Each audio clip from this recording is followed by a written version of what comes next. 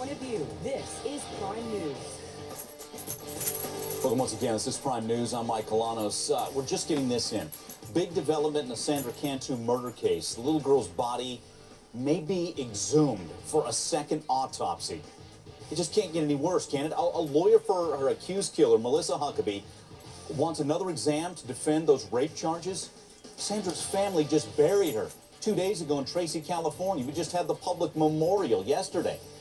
What does this mean? Why would they have to do this? Joining me now to talk about this again, Don Clark, former FBI special agent in charge. Don's been on this one since day one. Also with us, attorney Stephen Clark.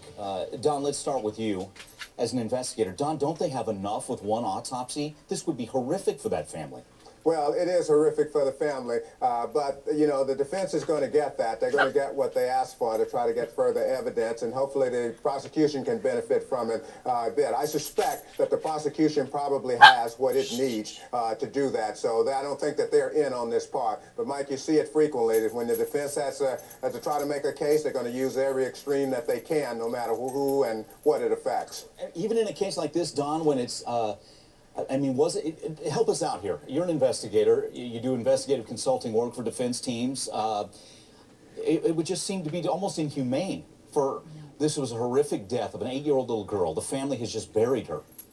Don't you? I mean, what cause would they need another autopsy for? Why?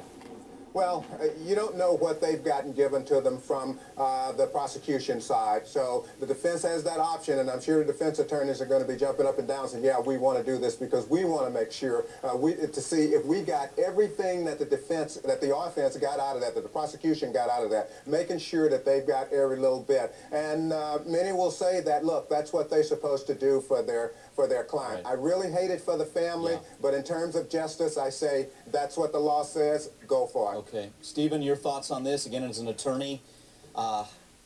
Yeah, Mike. Go ahead. If there was any way to alienate the community anymore and to make people dislike Ms. Huckabee any more than they already do, this was done with this motion today. This little girl was just buried where 3,000 people showed up to her funeral, and the defense has to remember that this is going to be a jury pool that's going to judge her probably on a mental health basis. And to do this at this time, with this timing, I think is a big mistake. It's already alienating the community so much against her. Yeah, that's a great point there. Let's get a call in, guys. Melanie in Virginia. Hi, Melanie. Welcome to the show. Hey, Mike. Hi, Stephen, Don. How you guys tonight? Hi. Hey. Good. This is a horrible, horrible thing.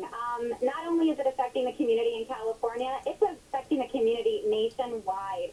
I am calling from clear across the country, and I am sickened over this motion. One, I'd like to know if perhaps the medical examiner's report would be able to determine whether or not there was a rape situation with a foreign object performed on this poor little child, either post-mortem or ante-mortem. And secondly, if they don't have enough information for the investigation to prosecute Ms. Huckabee, my question is why were we able to get the body in the first place if we didn't get everything that we needed to begin with?